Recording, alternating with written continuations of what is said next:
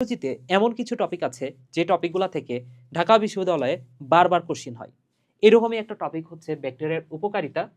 এর মধ্যে কৃষি ক্ষেত্রে যে উপকারিতা সেখান থেকে বারবার কোশ্চিন হয়। আরও অনেক উপকারিতা আছে, যেমন চিকিৎসা ক্ষেত্রে উপকারিতা, শিল্প ক্ষেত্রে উপকারিতা। তো এই সবগুলো আরও অনেক উপকারিতার মধ্যে শুধুমাত্র এই যে কৃষি ক্ষেত্র, এখান থেকে ঢাবিতে অনেক অনেক কোশ্চিন হয়েছে। জাস্ট তুমি যদি খেয়াল করো, শেষ কোশ্চিন হয়েছে 18-19 সালে, মোট 5 বার কোশ্চিন হয়েছে জাস্ট এতটুকু অংশ থেকে। তো এটা আমাদের জানতে হবে।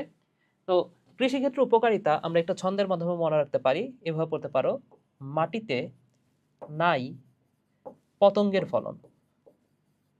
পতঙ্গের ফলন। সো মাটির উর্বরতা বৃদ্ধি।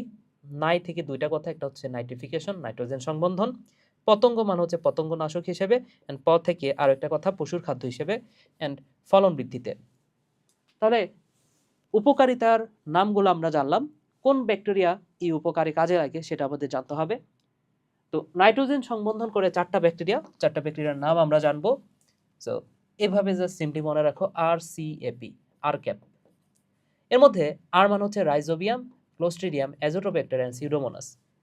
তো এই চারটার মধ্যে রাইজোবিয়াম, এই রাইজ কথাটার অর্থ হচ্ছে মূল, অর্থাৎ এটা শিমের মূলের নোডিউলে নাইট্রোজেন সংবন্ধন করবে, মানে মূলে করবে। বাকি যে তিনটা ব্যাকটেরিয়া ক্যাপ, এই তিনটা ব্যাকটেরিয়া সরাসরি বায়ু থেকে নাইট্রোজেন সংবন্ধন করবে, তাহলে এটা মূল, বাকি সবগুলো হচ্ছে বায়ু।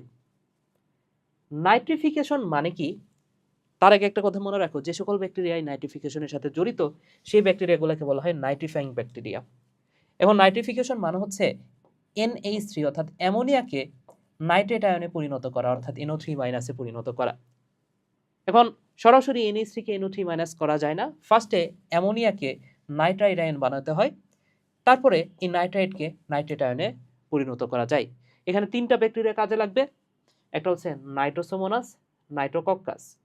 তো এই দুটা ব্যাকটেরিয়া অ্যামোনিয়াকে নাইট্রাইট আয়ন বানাবে, এবং শেষ কাজটা করে যার নামের মধ্যে ব্যাক্টার শব্দটা আছে। সো নাইট্রোব্যাক্টার, সে এই নাইট্রাইট আয়নকে নাইট্রেটে পরিণত করবে, এবং এই ঘটনাটা হচ্ছে নাইট্রিফিকেশন। এছাড়াও তোমরা বিটি বেগুন নাম শুনছো।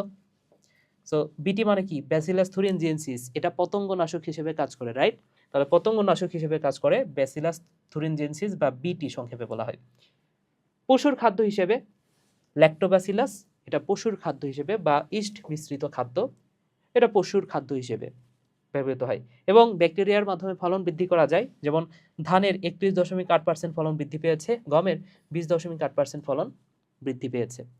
তাহলে এই ইনফরমেশনগুলা নিয়ে সাজানো হয়েছে, এই টাইপের গুরুত্বপূর্ণ ইনফরমেশনগুলো নিয়ে সাজানো হয়েছে আমার লাস্ট অফ বায়োলজি 2.0। তোমরা চাইলে এই বইটা কিনতে পারো, মাত্র 100 পেজের একটা বই। এবং যদি বায়োলজির প্রিপারেশন খারাপ থাকে, সেক্ষেত্রে তোমরা এনরোল করতে পারো লাস্ট অফ বায়োলজি 2.0, আমার যে কোর্সটা আছে সেইখানে। এখানে মোট 10টা করে মোট 20টা ক্লাস পাবা, দেখে নিও কোর্সের ফিচারগুলো। তো এই টাইপের এই সিরিজটা তোমরা পছন্দ করতেছো কিনা সেটা কিন্তু কমেন্ট করে জানাতে পারো। সবাই ভালো থাকো, সুস্থ থাকো, টাটা।